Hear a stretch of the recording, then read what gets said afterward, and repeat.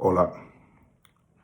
Una de las actitudes más difíciles que en ocasiones debe asumir un ser humano es atreverse a cambiar, atreverse a tomar decisiones que signifiquen un cambio con lo que está establecido, un cambio con lo imperante, porque se teme siempre al que dirán, se teme también al fracaso, se teme a ser juzgado por las personas que piensan que tú debes actuar como está establecido, como es la costumbre y según las reglas del lugar. Esa decisión de intentar un cambio en la vida de una persona también implica salirse de la zona de confort en que uno vive, porque uno piensa, bueno, hasta ahora he llegado hasta aquí y me ha ido más o menos bien. Si intento un cambio es un riesgo y las cosas pueden salir peor. Pero la realidad es que si las personas, basados en la experiencia, basados en lo que ha pasado, basado en las circunstancias que pueden ser en ese caso negativas o deben ser negativas, por eso se intenta un cambio, no se atreve a hacer esa acción de cambiar, siempre seguirá lo mismo, no se desarrollará, no mejorará. La historia de la humanidad está basado precisamente en eso, está basada precisamente en eso, en individuos que en un momento determinado se atrevieron a decir no, no podemos seguir con este estado de las cosas, tenemos que cambiar para mejor. Y enfrentaron el qué dirán, enfrentaron las dudas de la sociedad que los rodeaba, pero con fe en sí mismo y sabiendo además que hay que por lo menos hacer el intento, se atrevieron y lograron hacer esos saltos que significan la civilización actual a donde ha llegado el hombre. Cambiar la forma de pensar es el primer paso para poder enfocarse en una mejor forma de vivir. Pero para eso también hay que romper con lo que establece el poder establecido. El poder establecido nunca quiere cambios porque los que están en el poder quieren seguir siempre en esa situación, de ser ellos quienes deciden, ser ellos quienes desde arriba imponen lo que se hace y en muchos casos, aunque eso conduzca repetidamente a fracasos, ellos siempre encuentran una excusa para que no haya ninguna protesta, para eliminar cualquiera que no esté de acuerdo o le saque en cara, les diga, pero bueno, has fracasado en esto, en diferentes áreas de la vida, nos está llevando a peor o no nos permite desarrollarnos con toda la capacidad que tenemos.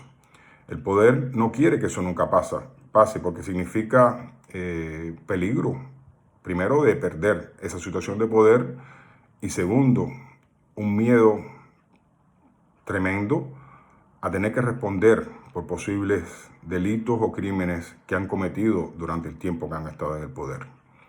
Entonces esa contradicción entre la necesidad de una persona o de todas las personas de buscar un cambio para mejorar en su vida y esa fuerza que desde arriba te dice no, aquí no debe cambiar nada, este es el estado de las cosas y así debemos seguir, es una realidad que hay que enfrentar y es responsabilidad de cada individuo buscarle solución. Yo como cubano puedo hacer referencia a la historia de cómo muchas veces durante la historia de Cuba una persona rompió con lo establecido, incluso yendo contra la opinión o la forma de vivir de sus padres. El apóstol nacional de Cuba, José Martí, era hijo de un sargento del ejército español y sin embargo él encabezó las luchas por la independencia de Cuba. El general Antonio Maceo y Grajales, conocido como el Titán de Bronce, era hijo también de un oficial del ejército español, de Marcos Maceo, un venezolano que después se trasladó a Santiago de Cuba, y todos sus hijos, incluso su mujer Mariana Grajales, rompieron con la idea de que había que servir al ejército colonialista español y se sumaron a la guerra por la independencia de Cuba. Máximo Gómez era general del ejército español y cambió de idea, se dio cuenta que era una equivocación, que la civilización no era estar con un estado colonialista y esclavista, sino aspirar a la liberación de los pueblos y los países de América, entre ellos Cuba.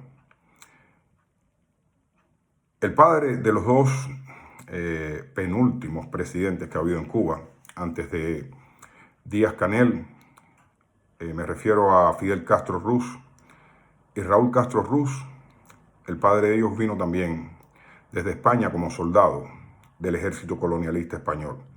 Sin embargo, sus hijos no solamente dedicaron su vida a romper con todo lo que tenía que ver con el colonialismo, sino además a instaurar un sistema socialista en Cuba que nada tenía que ver con la forma de ver de su padre, que además se convirtió en un hacendado, un próspero hacendado rural criollo. O sea, a lo que me refiero es que las personas tenemos responsabilidad por asumir cambios en nuestra vida que nos lleven a mejor. No estamos obligados a seguir las costumbres, los modos, las reglas que impone la sociedad y muchas veces nuestros padres. Debemos pensar con nuestra propia cabeza y sacar nuestras propias conclusiones. Es la única forma de desarrollarnos. Y si las cosas repetidamente salen mal, si las cosas están en muy mal estado, es porque se necesita un cambio. Por supuesto que los que están en el poder siempre quieren continuidad. La continuidad que ellos significan. La continuidad que en el caso de Cuba, durante 62 años, solamente hay que revisar los planes grandiosos que se prometieron. Me refiero principalmente a la esfera económica y que ninguno fue cumplido. Todo fue descalabros, todo fueron gastos inmensos y al final se olvidaron simplemente, se desecharon y no fueron cumplidos. Por eso es que sin en ningún momento pretender que venga ningún otro país a dominar a Cuba, nosotros, los propios cubanos, debemos decir la verdad, dejar de temerle al cambio y de forma pacífica, pero segura y continua, exigir que se produzcan los cambios que son necesarios en la isla de Cuba para que Cuba realmente pueda desarrollarse y no siga siendo un país que dependa de lo que otros países le dan o lo que otros países le envíen o de la ayuda en el campo económico que simplemente nos tiene siempre desvalidos, siempre nos tiene inertes ante lo mismo una pandemia que una situación económica mundial que lo atraviesen todos, pero el resto es capaz de salir de ella con más rapidez y en mejores condiciones. Esto es un llamado a no temerle al cambio. Este es un llamado a que estudiemos nuestra propia historia y nos demos cuenta de que si el poder quiere continuidad, esa continuidad significa seguir en el mal estado en que estamos actualmente. El cambio debe ser para mejor. El cambio debe ser para mejor evolución en todos los campos de la vida. Esa es una posibilidad que existe también para el pueblo de Cuba. No hay que temerle al cambio.